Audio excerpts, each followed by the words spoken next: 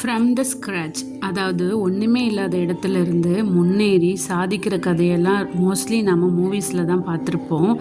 ஆனால் ரியாலிட்டியில் நிறைய பேர் நிஜமாகவே சாதிச்சிட்டு இருக்கிறத பார்க்க முடியுது. அந்த லிஸ்ட்டில் இருக்கிறவங்க தான் Vijay Manimekalai.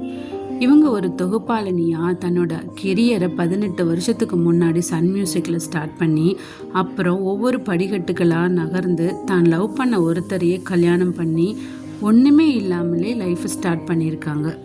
Vijay TV cook with கோமாளி ஷோஸில் ஒரு சில சீசனில் கோமாளியாகவும் அப்புறம் ஆங்கராகவும் வளர்ந்த மணிமேகலை லாஸ்ட் சீசனில் ஆங்கர் பிரியங்கா இடையே ஏற்பட்ட பாலிட்டிக்ஸ்னால் விஜய் டிவி குவிட் பண்ணிவிட்டு ஜீ தமிழில் ஜாயின் பண்ணாங்க.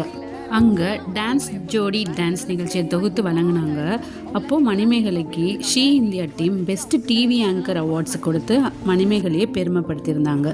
அந்த அவார்ட் வாங்கின ஃபோட்டோஸ் எல்லாம் தான் இன்ஸ்டா பேஜில் ஷேர் பண்ணி உலகம் உன்னை எதிர்க்கும் போது உன்னையே நீ நம்பு போதும்னு கேப்ஷன் போட்டு செம்மையாக மாஸ் பண்ணியிருந்தாங்க மணிமேகலை. அதே மாதிரி ரீசெண்டாக நடந்த JFW அவார்ட்ஸில் ஃபேவரட் ஆங்கர் டெலிவிஷன்ஸ் கேட்டகரியில் மணிமேகலையே அந்த அவார்ட் வாங்கி அந்த பிக்சரை தான் இன்ஸ்டாவில் ஷேர் பண்ணியிருக்காங்க. நீங்கள் மணிமேகலைக்கு வாழ்த்து சொல்லணுன்னா கமெண்ட்ஸில் தெரிவிங்க. தேங்க்யூ.